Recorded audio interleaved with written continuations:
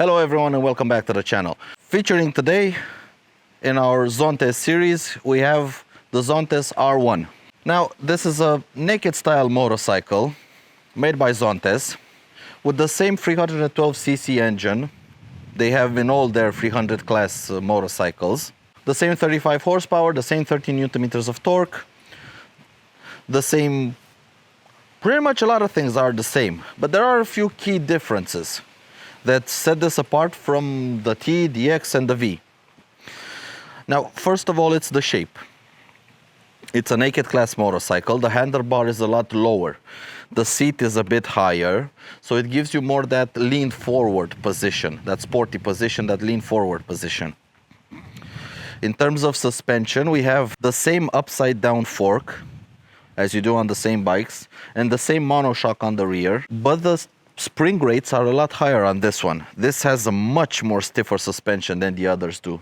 And it's a lighter bike. It's about 10 to 15 kilograms lighter than either the T or the X. Starting up front as we usually do, we have a dual piston caliper on a 300mm brake disc on a 17-inch cast wheel.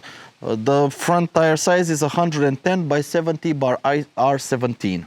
Up front we have full LED lighting with daytime running lights, LED for high and low beams, and LED, let's see if we can start them up, LED turn signal indicators. In terms of dashboard, we have the same digital display. I did a review, a full guide, a full tour on this display, so check the link up here. The same quality finish, the same controls. The only thing missing is the screen adjuster, because we don't have any windscreen. The menus are the same on all 4 300 class bikes, so the display is the same. The only difference is on the R, you have an Allen key here, an Allen screw, and you can adjust it, so you can tilt it more towards you or flatten it out. Depends on how tall you are, so you can get a good view on it, so you don't have any sunlight blocking it. The same foot pegs, the same engine, same chain drive. Coming on the other side, now we do have a single-sided swing arm, so you can properly see the painted cast wheel. It looks nice. The rear wheel is 160 by 60 by R17. A 230mm brake disc on the rear with a single piston caliper. And what else we can see here nicely is the cold touch exhaust. Now this is not a gimmick. This cold touch exhaust actually works. You can ride it all day long. And if you put your hand on the mufflers, they are just a tiny bit warm. They're not hot, they're not anything, just a tiny bit warm. So that's real nice. The engine, same 312cc, 35 horsepower, 30 Newton meters of torque, coupled to a 6-speed transmission. In terms of design, real aggressive design. You can see the angles, you can see the short tail, the short stubby tail. The rear lights look really awesome, hidden away under the tail, but they are quite visible in traffic. The adjustable monoshock on the rear, you can adjust it for preload. So, who is this bike for? Well, it's for the city rider that wants a more aggressive stance on the bike, a lighter bike. And being lighter, it feels a lot more peppier than the T or the X, which have a little bit extra mass to them. The handlebars being lower gives you a more far forward position with the legs tucked up right beneath you. This helps you carve up corners much better than you do on the T or the X. Now the downsides, the suspension is really hard. And the suspension being hard, the comfort level drops.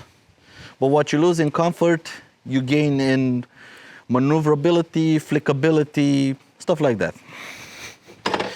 But let's take it for a quick spin around the yard and see what's what.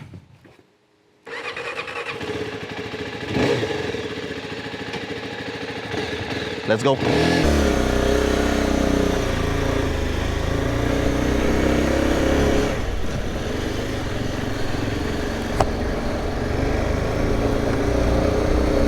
So, straight off the bat, comparing it to the T.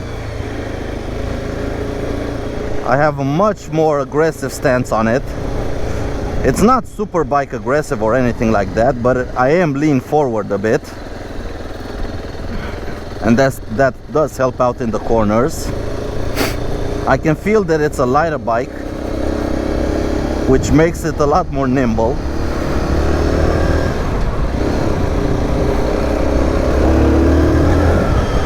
Yep, we have a lot more response from the engine, having to move a bit less mass. But the suspension is rough. On these bumps, the suspension is extremely rough. Although from the outside it looks like it has the same fork and the same monoshock on the rear, the spring rates are different. This is a lot more stiffer, and the seat is a lot stiffer. It's not that padded as it is on the T or the X. But the suspension, yeah, this is a bike for smooth roads. If you have a city with extremely crappy roads, you might tire of this suspension. That is if you do long distances for the city. If you just do a short hop to work and back, it shouldn't be a problem. But here in the yard, I do prefer the off-road style suspension of the T much more than I do the sporty suspension of the R, and the sporty seat. Now the seat is not uncomfortable. The riding position it's a good riding position. You can ride one-handed, you can sit up, but with both hands on the handlebar, you are lean forward a little bit.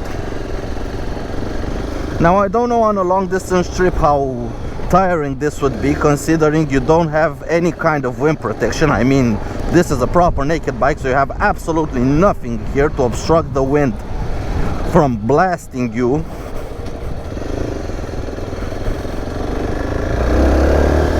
But in terms of sportiness, the engine is nice. It's the same engine as it is on the T and the X, same power, same fuel mapping, but because it's such a low weight bike, you can have quite a lot of fun with it and take a lot of liberties.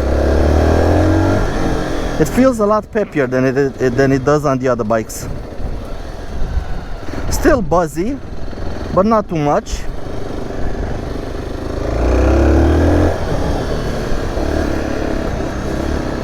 But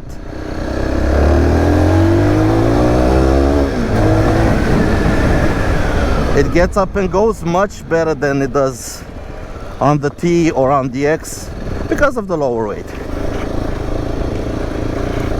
So on paper it may look the same as the other three in the 300 class, but in reality it's a little bit more different. So thank you everyone for watching, for liking the videos, for subscribing, and if you haven't already, please press that red subscribe button. And I'll catch you guys in the next video. Take care out there everyone, and ride safe. Goodbye.